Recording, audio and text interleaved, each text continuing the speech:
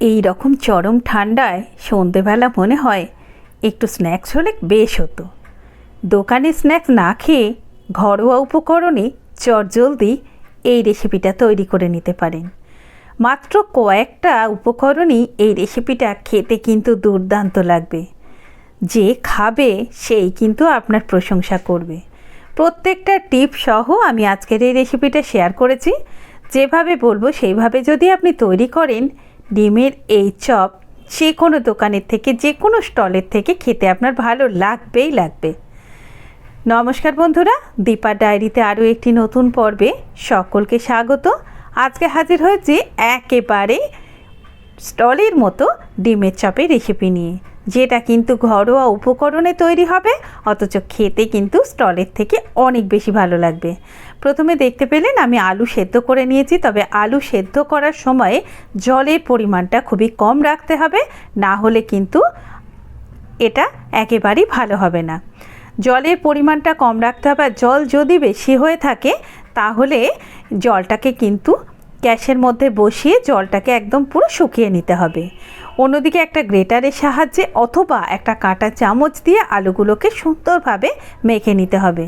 দেখুন, জলের পরিমাণটা যেহেতু ঠিক ছিল, তাই হাতের মধ্যে আলু যেরকম একটা চিটচিটে হয়ে থাকে সেটা কিন্তু হচ্ছে না। একেবারে শুকনো মতো আলুটাকে সেদ্ধ করে নিতে হবে। এই আঠালো ভাব যদি থাকে তাহলে এই চপটা একেবারেই ভালো হবে না খেতে। এরপরে ভালো করে আর একটা কথা, যখন আপনারা এটা আলুটা সেদ্ধ করবেন, একেবারেই নুন কিন্তু ব্যবহার করবেন না। নুন দিলে এটা একদম জল কাটবে, খেতে ভালো লাগবে না। এরপর আমি একটা মশলা ভাজবো, তার জন্য এখানে দিয়ে দিলাম 1 চামচ গোটা জিরে, 1 চামচ মৌরি, 1 চামচ কালো জিরে, 2টো ছোটো এলাচ, শুকনো লঙ্কা, কেশরি মেথি আর কয়েকটা গোলমরিচ। ভালোভাবে রোস্ট করে নেব।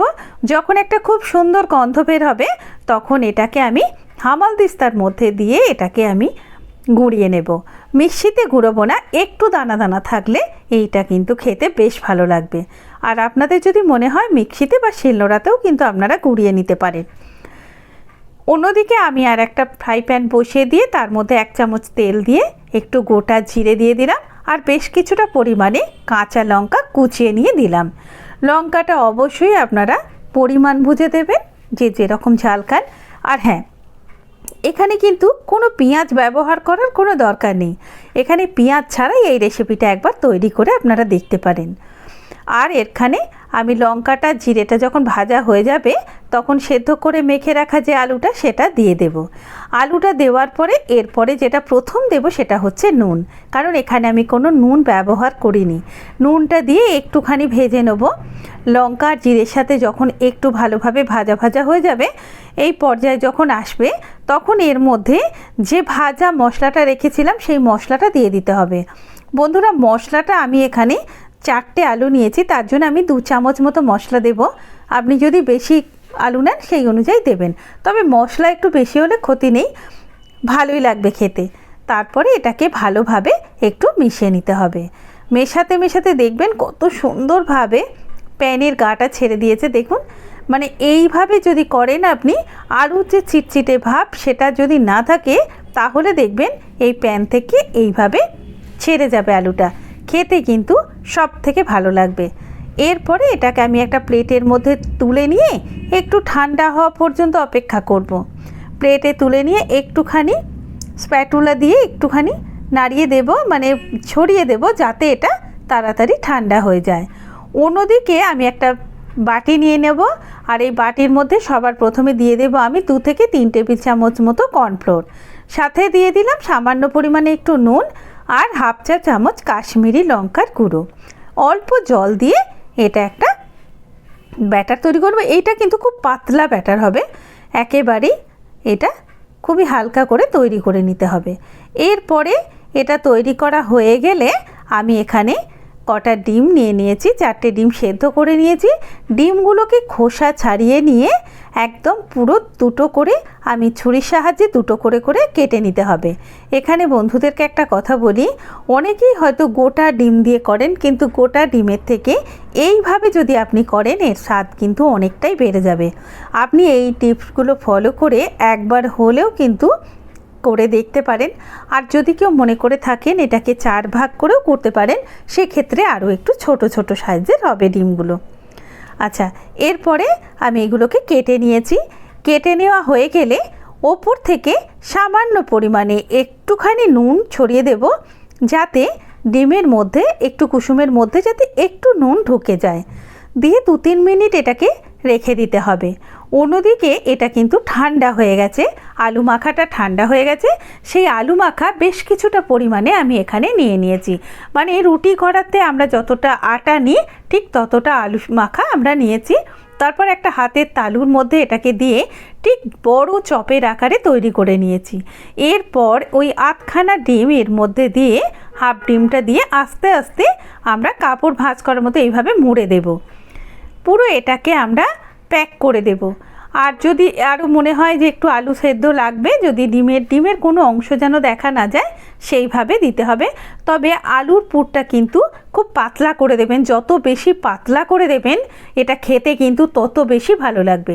যদি আপনি খুব পুরু পুরু করে দেন এতটা টেস্ট কিন্তু হবে না। এই টিপসগুলো ফলো করে যদি আপনি ডিমের চপটা বানান, যে কোনো, আমি গ্যারান্টি দিচ্ছি যে কোনো স্টল আপনার কাছে ফেল হয়ে যাবে। দেখুন এইভাবে প্রত্যেকটাকে আমি কিন্তু তৈরি করে নেব।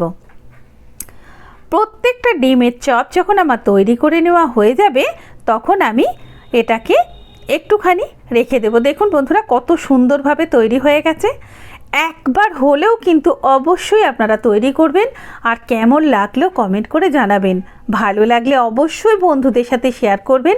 আর ভিডিওতে একটা লাইক দেওয়ার জন্য অনুরোধ রাখলাম।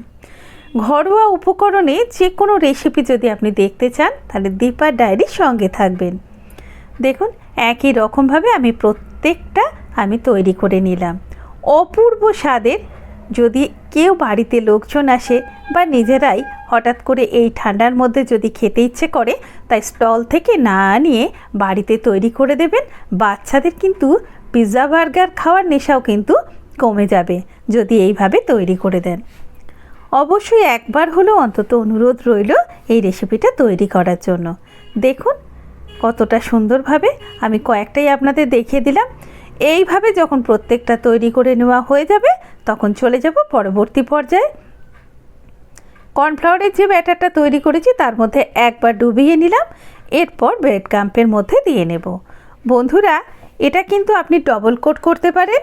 আমার ডান হাতটা যেহেতু ভিজে আছে তাই আমি বাঁ হাতে করছিলাম। এরপরে আমি এটাকে ডবল কোট করে নিতে পারেন। আমি এটাকে সিঙ্গেল কোটই করেছি, ডবল কোট কিন্তু আর করলাম না। একই রকমভাবে প্রত্যেকটা কিন্তু আমি করে নেব। দেখুন বন্ধুরা প্রত্যেকটাই একই রকমভাবে আমি কিন্তু তৈরি করে নিয়েছি। এরপরে চলে যাব আমি পরের ধাপে, যেটা শেষ ধাপ। গ্যাসের মধ্যে কড়াই বসিয়ে কড়ার মধ্যে তেল দিয়ে দিলাম। যদি আপনারা বেশি পরিমাণে তেল দেন একসাথে তাহলে অনেকগুলো করে ভাজতে পারবেন।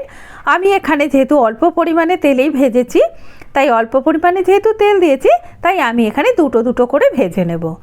আর যদি অনেক পরিমাণে আপনাকে বানাতে হয় তাহলে তেলের পরিমাণটা বাড়িয়ে নিয়ে আপনি একসাথে 4-5টা করে ভেজে নিতে পারেন। আর এইগুলোকে আরও একটা টিপস, এগুলোকে আপনি আগে থেকে তৈরি করে ফ্রিজে যদি কন্টেনারে রেখে দেন আপনি 7 দিন পর্যন্ত কিন্তু এগুলো ভেজে খেতে পারবেন। এতটুকুও কিন্তু নষ্ট হবে না।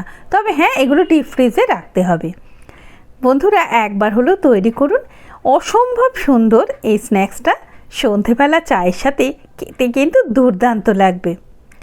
দেখুন বন্ধুরা কতটা সুন্দর হয়েছে। যেরকম আপনি একটু লাল লাল করে একটু মুচমুচে করে ভেজে তুলে নিন আর গরম গরম সার্ভ করে দিন।